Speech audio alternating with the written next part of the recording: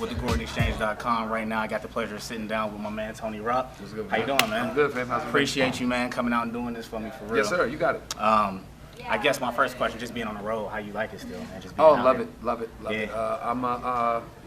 I'm a student of the game, is what they call me. So the stand up, the writing, the traveling, the touring, Right. the stuff that encompasses stand up comedy, I still love it all. Now, do you, when you out on the road, is it something you need with you, like to make you feel more at home? Something you gotta have? Something No, you do? just the iPod. Yeah, Just the the music, iPod. just Just gotta the plug it music. in when I'm in the room writing. I just need to, take Yeah. a break and listen to something, and then right back to work. Okay. Now, recently I was looking on your IG. I see you went home back to NY. Yeah. And I was just looking at the picture, just like you was just happy to be home. Man, You know what I'm saying? I'm seriously considering moving back to New Really? York City. Yeah. And that's what I was gonna ask you. Like, what is the transition like from NY to LA? Well, see, this is the thing. I think that nobody should just pick up and move to LA one day Right. because they just feel like that's where they should be. You have to kind of be invited to LA. Okay. If you're out there in for what I do, if you're out there in the studios and the networks and the managers and the agents don't know who you are and Right. don't know who you're coming, Right. you're just out there. Right. So don't go until you're invited. So you Yeah. do like a comedy festival, which is what I did. I did Montreal Comedy Festival, New Faces. I was the breakout comic that year. Right. They flew me to LA. They put me up. They did the meetings and everything, so they knew I was there. That's why I built, Because if you just show up, the foundation. you know- Yeah, you show up, you just get a guy that's like, hey, I'm a comic. Yeah. Here's my card or here's my DVD. Right. And they're like, come on, man. Like, we dealing with the cats we Yeah, know. yeah. So, yeah, I moved out there because I had a sitcom Mm-hmm. and because of I did Montreal and I had a lot of heat. So I ended up out there. I never really wanted to live out there. It just kind of happened. Yeah, so now I'm like, when I'm home, it's like, man, I really want to come back. I'm looking at the pics. Like he really looked like I'm looking at MSG man, and all that. really want to come back, man. Yes. Yes. Now, like coming up, That's me. did you already know that you was gonna be like? Did you know Yes. early? I wanted Early. I wanted 2 jobs my whole entire life. I only wanted 2 jobs my whole life. Starting quarterback for the Pittsburgh Steelers, stand-up comic. Okay. I didn't even give up on the Steelers yet. It's just this comedy's going good. Right. So if they make a phone call, I will be there in pads getting ready. But those are the only 2 jobs as a child that I was like, I have to Right. have one of these. You know what I'm saying? Now you come from a big family. Yes. Was it funny just off top, like a Everybody. house full of funny? Everybody funny. Everybody. For real. Every one of my siblings could be a comic, but they're not. Every last one of them could actually be touring, closing, Yeah. selling out rooms. They just chose to do it. do something else. Now we all know, of course, Chris, Yes. your older brother. Yes. Rock star. Yeah. No, I'm the rock star. You the rock star. He's just the comic. Well, you know what? That's what I was gonna ask. Was it hard when you was trying to first get that foot in the door? Was it almost like because of your name, did you have to go through anything? Double-edged sword. Yeah. Double-edged sword. Opens doors, and then it opens doors, but then the expectations get a little lofty. So Right. if I'm doing comedy for 2 months, people feel like, oh, he's Chris Rock's brother. He should be way further along than Right. somebody else has been doing it for 2 months. But it's like my 2 months is somebody else's is the same Yeah. 2 months. You know what I mean? Or if I go on an audition, it's like he's Chris's brother. He should be amazing at this. It's like I still gotta take my lumps and Yeah. learn my lessons as I go, just like everybody else. But the stamp of rock makes everything a little more. The expectations Right. get way more, lofty. Now, did you, like you said, went out there, did the sitcom and all of that? Yeah. You've been in TV, bunch of movies. Is it any like experience or a person that you worked with, like when you got out there, like this is it, like I'm out here. This is Will Smith. Will Smith. Will Smith, my guy, man. Yeah. Will Smith is my dude. He was at the first audition I had for all of us, and he was just like, when I left the room, he was shaking his head like, damn, like okay. And I went back to the callback. You know the process. Audition Right. is like audition, then get a callback, audition again, callback. Like every callback he was there. And Yeah. the last callback he was sitting out in the room in the hallway. I'm in the hallway waiting to go in, and I got there like a half hour early. He's out in the hallway just like we just talking about Philly and baseball and food and Yeah. regular nigga Just regular shit, you know what I'm stuff, saying? yeah. And he was like, "Are you nervous?" And I said, "Yeah, I'm a little nervous." He said, "Well, you don't need to be nervous. You're the only person I brought back to this part. So you would have to go in here and dope. really mess this up tonight." Yeah, with this part." yeah. And I said, "Okay, now I'm really nervous." But he's my dude. Like, Okay. never have I seen a dude that makes that much money, that's worth that much money, so down to earth, Yeah. so humble, so in touch with where he came from and the people. It makes me do the things I do. Like, I'm never gonna have security. Right. Keeping my own people away from me. I'm never doing that. I'm never gonna be afraid to go where I go and do what I do. 'Cause Yeah. it's like, these are my people. Why should I be afraid of my I own saw people? him out there at OVO at the festival. Yo! And he my was God. just Oh, chilling. okay. He was Side just chilling. note, Drake murdered Meek Mill. That's a whole nother interview. We'll get into that later on.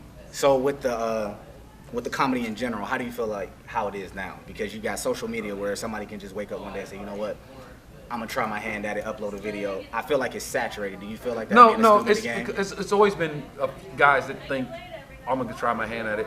In New York, for instance, in New York they have open mics every Monday. People that want to be comics want to give it a shot. In the summertime, whereas it would be 10 people signing up, it's 40 people signing up. In the summertime. Then the winter break, and you see 5 people on the list. So it's a seasonal thing. It's like people feel it, and then they realize how tough it is. Right. They start fading back into the shrubbery. You know what I'm saying? So you kind of can weed them out. Yeah, the guys that do the 15-second videos, they know how hard it is to write material and do stand-up. That's why they do what they do. When your girl mad at you, she be like, "That's all. It only take 15 seconds, fam. Try to rock for 15 seconds plus 45 more minutes and 45 seconds. Right. You know what I'm saying? Try to do that. It's a totally different animal, and they know it. Yeah. They know it. So I acknowledge what they do because some of that shit is mad funny. Some of it is very entertaining. I follow a lot of those dudes. They have me laughing all the time. But they know what I do is different. Now, do you think, like I saw Seinfeld say he doesn't play colleges anymore or nothing like that because everything's too PC? Like you can't get up and say anything without... No, because Seinfeld does fucking Harvard and Yale and, you know, I do South Carolina State University. Them motherfuckers is crunk and turned up, and they're like, nigga, what the fuck? They want me to open with Drake and shit. You know what I'm saying? Seinfeld ain't never do Howard University, you know what I'm saying? Seinfeld ain't never do fucking Florida A&M. Like, nigga, go to a fucking black college, say whatever the fuck you want to say, nigga.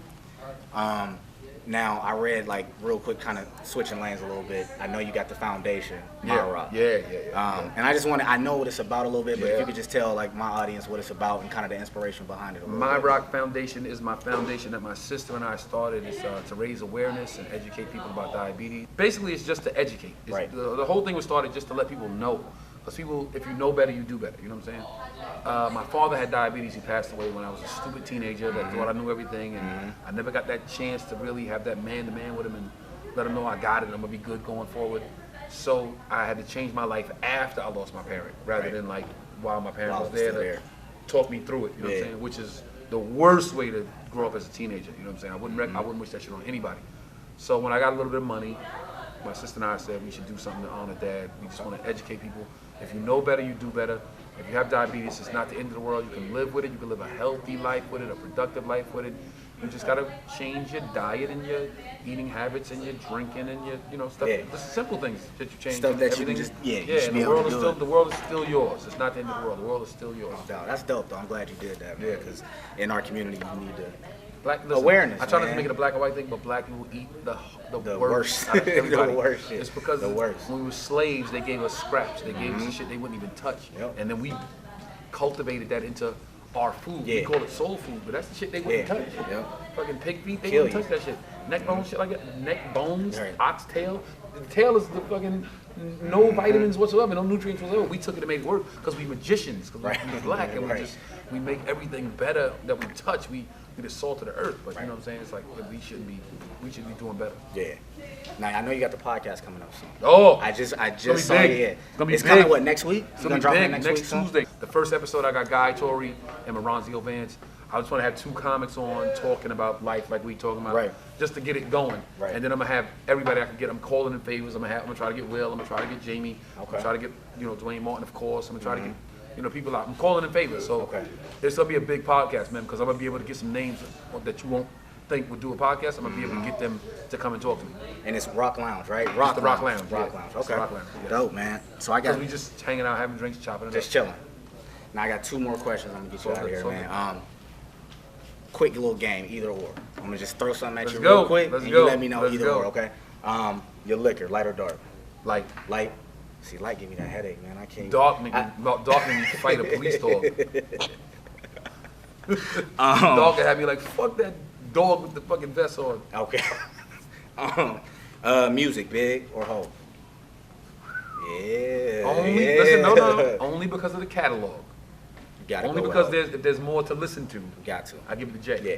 Because if I was stranded on a desert island, I would take J catalog because there's more to listen to. More to listen to. So only because it's more. Okay. Jay. Menace to Society, Boys in the Hood. Menace. Menace, easy? Menace. I say the same thing. Menace. Easy. Yeah. I would say Paid in Full. I'd take it back to the East Coast because I didn't grow up like with the West Coast. Yeah. I didn't grow up to like Menace or Boys in the Hood. I didn't grow up like that. I grew up on some real murder shit, eh? Wild shit, B. Yo, niggas get shot every day, B. Now I just found out you're a Steelers fan. I'm trying to figure out Steelers for life, man. how that now. I'm NY kid. I'm a Brooklyn, New York to the day I die. I'm a New York Mets fan. Okay. I'm a Brooklyn Nets fan. Okay. Because where the Barclays Center is, where they built it at, that used to be the hub for the New York Daily News. Okay. I used to work for the New York Daily News as a kid. Okay. So that hub, right there, that building means a lot more to me than just the Barclays Center. I'm a Pittsburgh Steelers fan because when I played Little League football, we wore black and yellow. And I thought it was a farm system for the Steelers. I thought this is how they cultivated their talent. They bring you up through this Little League and they put you on the Steelers. So I'm still kind of shocked that I never got my phone call. The door's still open. It's still open. Listen, man, I can throw a football a country mile. So is it Bradshaw or Big Ben? No, Bradshaw's It's the GOAT. Bradshaw's back. Wait, hold up. Back-to-back twice. What team won the Super Bowl back-to-back twice? Pittsburgh Steelers. Back-to-back twice. Now the last one, your cars. Would you take an old school or would you take a new luxury? If I could get a black Maybach with the black rims, Yeah, I'll take that. Easily. But I'm really an old school dude. Right. I like a 64 Impala. I like the 61 Corvette. Mm-hmm. I like the 73. I think it's a 73 Cadillac, the long one, like the 73 Super joint. long, Yeah. yeah. I'm old school with it, man. Okay. Because I remember my uncles used to have those cars that really impressed me. The Buick Riviera with the window in the back, with the view window. Yeah. My uncle used to have that. So I remember when they used to come to the house, it was like, man, when I get older, Yeah. I'm gonna be rich and I'm gonna buy that car. My uncle be like, man, you ain't gonna want this car. You know what I'm saying? By the time you get older, you ain't gonna want this car. But that's what you end up loving when you get Right. the OGs. The things that all you the loved people as a around child, you. Yeah. they never leave you, man. Yep. They never leave you. Now this is the last one here. I ask every comic that I sit down with. Dream team, starting five. Who is your comedic starting five? If you had to pick easy. five. Oh, this easy. See, everybody else say it's hard. Richard Pryor, Uh-huh. Chris Rock, Dave Chappelle, Patrice O'Neal, George Carlin. Ooh. Probably threw him with a curve on that one. Carlin is a genius, yeah, though, Carlin. man. Because he make it look so effortless. He's just talking. Yeah. You watch a whole hour of him and you go like, wow, it wasn't even really stand up. He was just talking. Right. You know what I mean? Right. Those are the best ones. Richard Pryor is the greatest of all time, so you got to go first. Yeah, You know? definitely. He's the reason why every black comic after him did stand up comedy. Everybody, you see a young black comic to this day, they got a little bit of Richard sprinkled on them. I mean, that's pretty much it, man. I appreciate you sitting down with me for real, man. It's all good. Appreciate it most definitely. Tell them where they can find you at social media. All that Social good stuff. media, Twitter at Tony Rock, Instagram Tony_Rock. You can read about it on Twitter, or you can watch the movie on Instagram. My foundation, TonyRockComedy.com. My new web series podcast, The Rock Lounge, coming. I'll have links. I'll give you the links. So Okay, I can post no it. doubt. And yeah, just follow the kid, man. If I'm in your city, come and see me, man. It's the greatest show on earth. I'm the most underrated comic in the world, but one of the best. Tony Rock is Marc G, thegordonexchange.com. We out.